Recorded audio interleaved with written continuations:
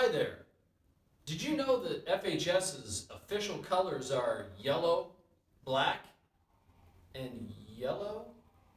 Anyway, my name's Mr. Wellness, and I'm here to give you some tips for successful at-home learning. Because if you're not using your time wisely at home, you can fall behind, get stressed out, and that will affect your overall wellness.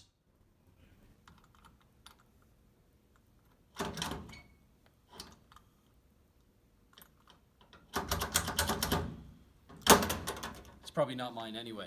Some of you got very excited when you heard that we were only going to be coming to school every other day. And some of those people were teachers. Sorry, Mrs. Langell, not the case.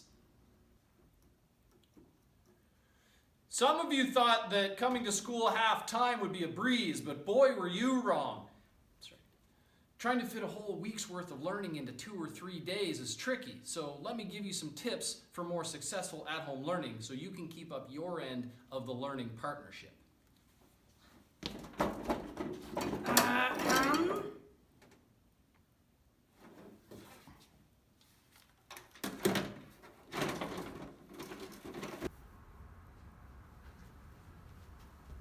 Tip number 1, get out of bed. I know it can be hard to get out of bed when you don't have to catch a bus, and it's especially hard if you've been up all night playing your Atari video games or chatting with your friends on ICQ with your internet eye telephones. But if you can get up and establish a routine, that can make a big difference in your ability to get things done, and then you're gonna feel a whole lot better. Tip number 2, have a dedicated workspace.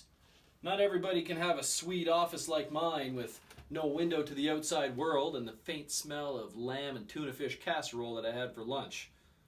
It may be tempting to do all your work on your bed in your room, but that's not a great solution. If you can, work at a desk or a table somewhere other than your bed, because you don't want to be falling asleep while you're trying to do an assignment, or even worse, falling asleep during a Teams meeting with your least favorite teacher, Mr. Lynch. Tip number 3, get off your phone. Seriously, you may have to limit the amount of time you're on the phone each day. Designate certain times through the day that you can check your phone. Because you know what? Your friends, sisters, boyfriends, dogs, aunts, drama that's going on in the chats, not as important as your education. It may help you get more done during the day.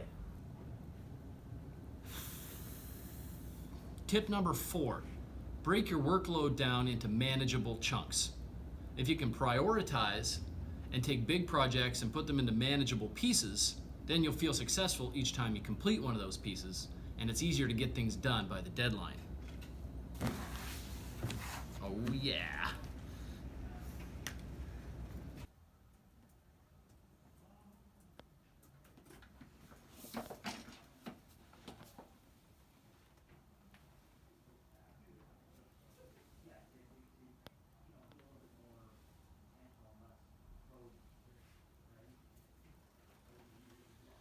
So your brain and your body need breaks.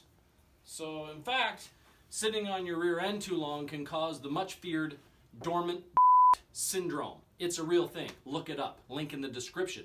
Mrs. Maxwell told me about it. Did you just bleep out the word? I'm saying. No, I can say. Anyway, take some breaks once in a while. It's good for your brain, helps you be more productive. Look at this meticulously organized office.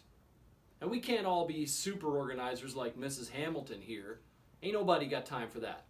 But you can make an effort to be organized so that your life doesn't look like 2020. Am I right?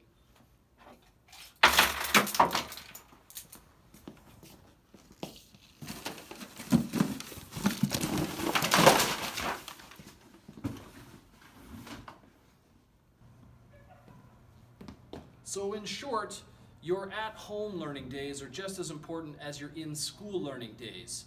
So don't be a dormant don't develop a dormant Let's get off your and get some work done. It's never too late to make some positive changes to your working habits.